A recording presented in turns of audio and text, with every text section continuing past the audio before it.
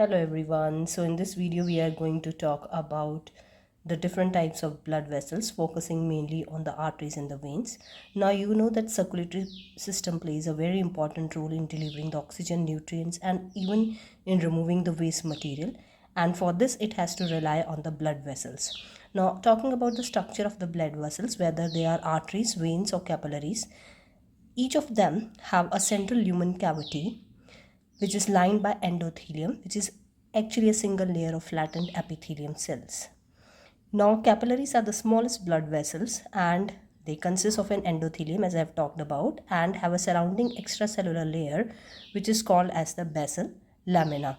Now, it is mainly involved in the exchange of substances between the blood as well as between the intestinal fluid, and since they are very thin, so therefore it is possible to permit the exchange of different substances, whether they are gases or other materials.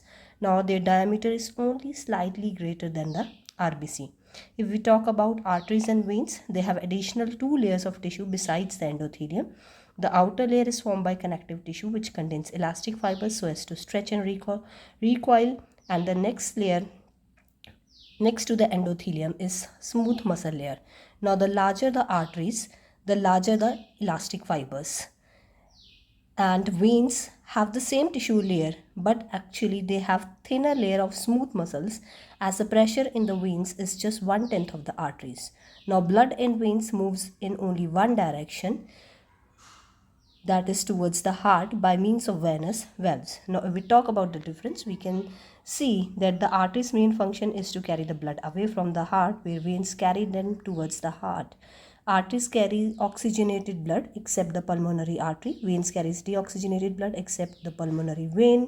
Arteries have more muscles and elastic tissue and transports blood under high pressure, while veins have less muscle and elastic tissue and transports blood in low pressure. Arteries do not have valves, but veins do have valves. This is to prevent the backflow of blood.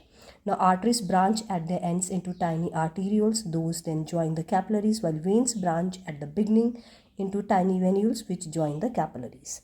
Thank you.